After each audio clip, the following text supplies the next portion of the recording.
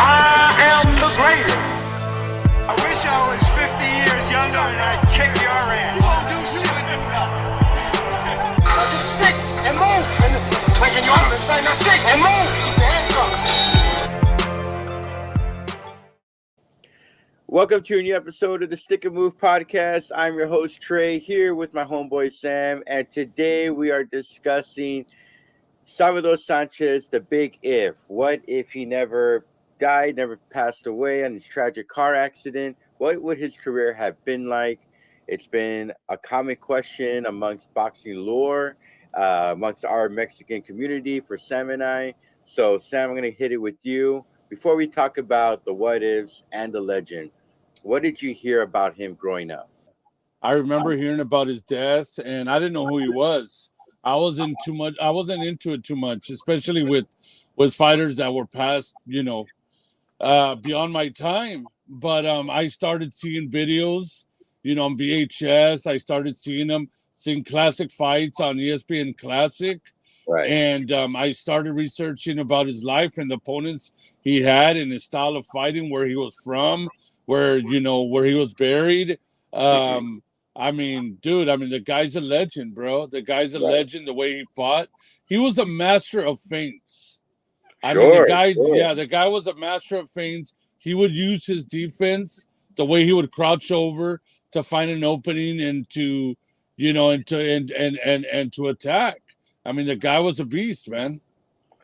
I agree with you, man. Before I get into that, I've talked about it before, how I recall him growing up. I always heard about him growing up, but he died around the time I was just getting into boxing. And man, I got to be honest with you, I would hear the stories. It was like mythological, just like folklore about who this Salvador Sanchez was. And like I said on a few episodes back, I remember a friend of mine, his father got a big old VHS collection for his birthday, and we just watched them nonstop. We spent the whole night ignoring the birthday cake, ignoring the hitting the piñata, ignoring all that stuff. We were just watching his fights, and I remember it was just like it jolted me again about how boxing was then as it compared to now. And to be honest, I remember watching those VHS, I think it was around 97, 98. So you're talking about, those early on lightweights that were coming around, like Mosley and De La Hoya and those guys that were, and Trinidad. It was resurrecting again, those lightweights to middleweights and welterweights and everything. And I just remember thinking, man, they don't fight like that anymore. And here we are, almost 25 years later, since the De La Hoya and Trinidad and Hopkins era, and now we're wishing that boxers today would fight like De La Hoya and Trinidad would, or Winky Wright. But you just see how he is one of the few fighters I remember watching, especially now with the YouTube era, YouTube being available to everybody, and watching his old fights, where I could see him. Hey guys, Trey here. If you love today's controversial episode and you want to see our channel grow, please drop a like, subscribe, and also comment. Sam and I are always going back and forth with those commenters on our controversial topics and opinions, and we love it so much. So go ahead and hit that like button, hit that subscribe, most importantly, so our channel can grow and we can give you guys the best content as possible. Sam and I were always uploading multiple videos a week, and we want to continue doing that, and we need your help. So go ahead and subscribe, guys. And most importantly, like I always say, don't forget to stick and move, baby. Fighting in all generations, back then and in the future. So that was my recollection of him. You have any thoughts? Go ahead. Yes, I mean, the what impressed me the most is his energy, his output for 15 rounds. You know what I mean? It was just, his personality too. He was a real humble guy. He was loved by many from all over, all over the world. And the action, this guy would put in a fight, man. And it was like Roy Jones would say, he wasted no time in a round. He fought through the whole round, man. He was just attacking and finding holes in your defense, and he was waiting for you to, to throw a punch to counter you. The way he would, like I said before, the way he feinted he would just catch you, man. Yeah, he, great featherweight fighter. Right. And I agree. And when I talk about transgenerational, there's, one of the most famous quotes of all time in boxing history is of Willie Pep, a guy who's fought well over 200 times, maybe even more. And he even said, I am just glad Salvador Sanchez was not in my era. Yeah. So you're talking about from one legend to another. You're talking about Tyson. James Toney has even said, he was on one of our earlier episodes, how Salvador Sanchez is the greatest Mexican boxer. And it's just so funny. And it's just so interesting to me. We come from a small Mexican community, and it's just so interesting that he crossed over to that American appeal. The American boxing fan was aware of Salvador Sanchez, and the fact that he had that pull, that attraction to cross over generations and cultures and people with different languages and a love for the sport. Look at Salvador Sanchez and do not at all, question his greatness. You know what I'm saying? Yeah, he and Roy Jones did mention that Salvador Sanchez was one of the fighters that inspired him to box. Best fight I ever saw, honestly, skill-wise, was a guy by the name of Salvador Sanchez. See, I don't know who Salvador Sanchez is. That's right, because you're not that big of a boxing fan like I do. Mantequilla, Salvador. But I don't see. Who's the best boxer? Salvador Sanchez.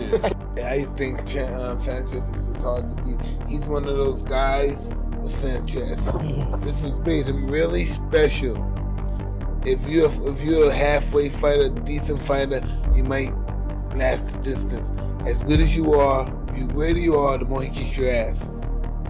He fights right above the level of the game that he's fighting. If you're an ass killer, he's gonna fuck you up. He's just above everybody else. He's a monster.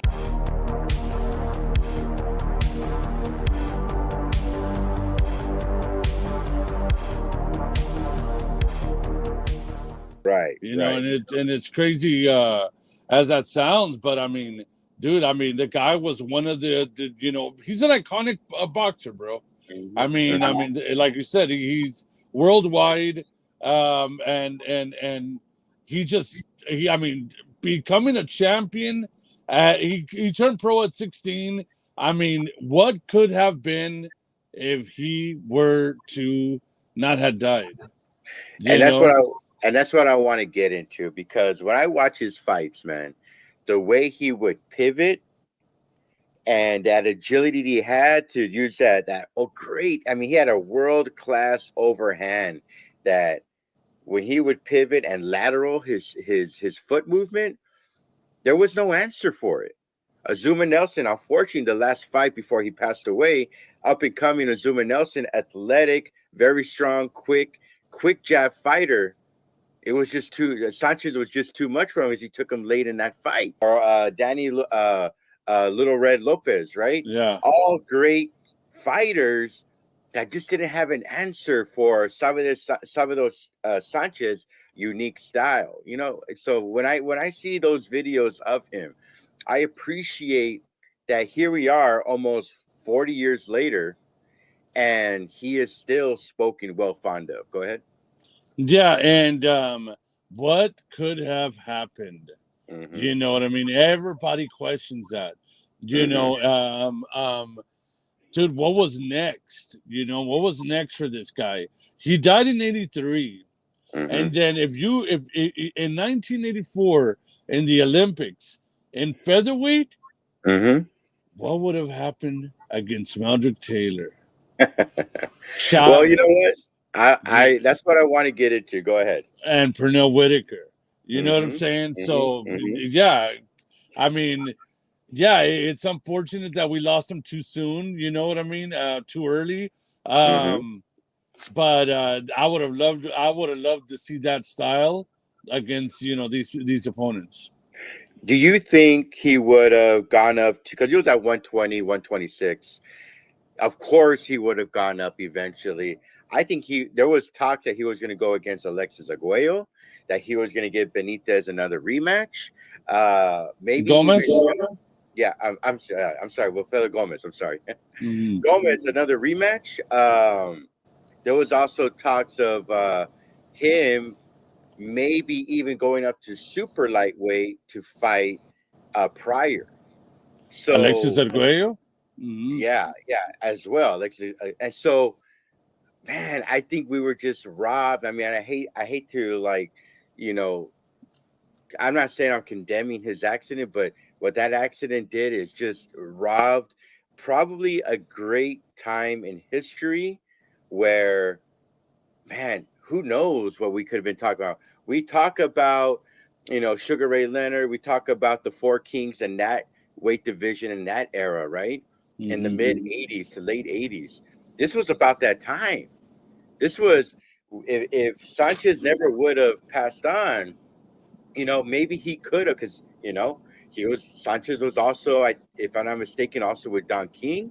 Don King probably would have elevated him, and we would have seen those mega matches with Cesar Chavez. Well, same stable, right? But eventually, right? Who else? Like you said, Alexis Arguello. Maybe even Boom Boom Mancini. He was, what, 135, if I'm not mistaken? Yeah, I think, yeah. I mean, we could have seen some clashes in those lightweight divisions that could have been classics for the future, man. Go ahead. Yeah, I mean, what intrigues me the most is I think to myself, what would have happened in a situation with, with Salvador Sanchez and Meldrick Taylor? The speed, Right. of Meldrick Taylor versus, the arm length of Salvador Sanchez. And, I mean, the guy, I mean, I mean, all we could do is imagine. But I mean, those were Alex Arguello versus Salvador Sanchez would have been amazing too, man. And just sad that we didn't get to see stuff like that. Now, I want to look at some of these divisions because Chavez was at about 130, 135, around that area. Before we get into Chavez, though, in that 130, there was Arguello. Let's see here. Do you think he could have gone all the way up to super lightweight to take on like Kevin Rooney and Aaron Pryor? I think he would have. I think he would have. I mean, the guy was he was a top featherweight, and he was taking on all challenges. So I don't see why not, honestly. Yeah. It's so funny. I talk about how he crossed over to the American appeal. There's a theory. Do you kind of think that YouTube kind of resurrected his legendary status? Because now with YouTube and boxing, always, it's whenever there's a big fight, a lot of people like to do their look into the past, right? You think YouTube kind of pumped up Salvador Sanchez again? Because I've never heard so much of Salvador Sanchez. I mean, you and I come from the culture, so we heard about it our whole lives. But I've never heard so many people talk about Salvador Sanchez than within the past 10 plus years. You know what I'm saying? What do you think? It's because the boxing historians talked about it. Mike Tyson brought it up on his podcast. Right. Roy Jones has talked about it. James Toney has talked about it. I mean, yeah, YouTube has helped, of course, for people that want to research. But I mean, also these guys, these boxers have, I know that Eric Morales and Barrera talked. They had an episode on Salvador Sanchez. So yeah, YouTube is sharing the information of historic fighters. And they all had great things to say about him. So I think that's what elevated him. Let me ask. Okay, so let's break it down. How do you think he would have done against Alexis Arguello? If they get into a bout, who is winning and why? I think it would be a trilogy fight. Oh, okay. I love that answer. I love that. Yeah, I think. I mean, no hate. I mean, come on, man. I have to admit it. Alexis Arguello is one of my favorite fighters, man. his style was just, he was a beautiful, beautiful boxer. How it all depends on how the power of Salvador Sanchez would carry through to a higher weight, you know. But I mean, Salvador Sanchez fought 15-round fights, man. So he did have the stamina, you know, and Alexis Arguello can get caught. He's been caught. Yeah, so he's been caught. I don't know what to, I don't know. I just think it'd be a trilogy fight for sure. It's interesting you bring that up. I like how you said a trilogy fight. You know, I grew up also watching Alexis Arguello. My father was a huge fan of Alexis Arguello. And I kind of feel that it would resemble more of a Marquez versus Pacquiao fight, where somebody's getting robbed, and you can say where Marquez won all the bouts versus Pacquiao, who actually has the wins and losses to prove it. I think it could be that kind of fight. I'm not really sure Alexis Arguello. Now, this might be sacrilege because I know we got plenty of Alexis Arguello fans, especially with our well-educated fan base, followers that we have on our channel. But I don't think he had the power to put down Salvador Sanchez. Sanchez, his phenomenal head movement, speaking of, reminded me of Pacquiao's head movement, constantly going back and forth, going left and right, bobbing within the jabs and without the jabs, going back and forth. He had, with his foot movement and his head movement as well, including the way, like you were saying earlier, for him to slip and pivot and go in with those insanely turbocharged hooks and jabs. I think it would eventually be too much for Alexis Arguello. I could see a rematch, but I don't think Alexis Arguello could put him down. Versus, I actually see it looking more like when he fought Gomez, where he goes down, late within the fight. I could see it being that kind of fight. Go ahead. And now that you bring it up, now that I'm recollecting both of the Alexis Arguello and Salvador Sanchez. You know what, bro? Sanchez is faster. He is. That's what I'm saying. Yeah, Sanchez has more speed. So I know that when it comes to output, that's gonna lean on Sanchez on his side. I agree. But I can't see it. You're right. I could see it, man. Too bad we'll never, rest in peace to both fighters. But yeah, I mean, I could see that just being a back and forth. One will take it, the other one will get screwed over by, the judges or whatever. But I can't pick a winner, man. Honestly, I would have to give the speed and the style to Salvador Sanchez, but I mean, Alexis Arguello was crafty too, man. He was crafty too. I mean, the guy was just a beautiful boxer, but I just think that Sanchez had a little more tricks in his, in his sleeve. That's my opinion. And let's also talk about his chin, bro. Salvador Sanchez can just take a punch. There were plenty. I remember watching the Little Red Lopez fight, and he was hitting him clean. Lopez hitting Sanchez, and he was just walking right through him. It wasn't even like, how Canelo goes, moves his face to the punch, right? Moves his chin to the punch. He was just taking him straight onto the face. It looked like a Rocky movie, and he was just kept on being relentless. It's kind of like what you're saying with Roy Jones Jr. If you're gonna fight that guy, you're gonna fight all at that time they were fighting 45 minutes, right? All 45 minutes of a fight if you're gonna go the distance with Salvador Sanchez. So, and you're right, Alexis Arguello certainly had that. Man, he had that craftiness that I think would have given Sanchez trouble, but I think Sanchez just would have been too much because of that relentless combinational speed that we've talked about. Alexis Arguello gets frustrated, And I think that Sanchez would frustrate him, honestly. Mhm. You know, with the feints and all that. And not to mention, Sanchez loved going into a phone booth, man. He relished that. And if you know, at that time in the late 70s and the early 80s, you know, that's how they fought back then, especially the featherweights and the lightweights and the middleweights, everybody. They all fought in a phone booth at the time, and it was pretty much all headhunting. That's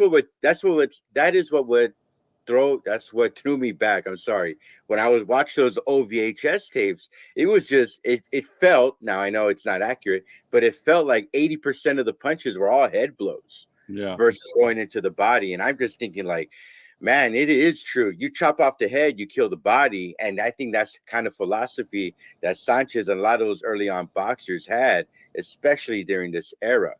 So let's get to the elephant in the room here. How would he have done against Chavez? Sorry, against Chavez, if they would have met at 130, how would they have done? Maybe even 130, 136. How would they have done? I think I mean, bro, that's tough to right now, man. Just thinking about it, it's gonna be a draw. Ooh. It's gonna be a draw. I think that Chavez was relentless with the body shots, the head hunting, and so is Sanchez. Mm-hmm. And I just don't think that. Oh man, it's hard, bro. I don't know. It could go either way. But you know what, man? And I might piss a lot of people off, but I think that Chavez's power would hold back Sanchez, bro. Right. Because Chavez, I'm thinking, bro. Chavez just had power, man. Here's where I'm going. Go ahead. Not to cut you off, and I apologize. Dude.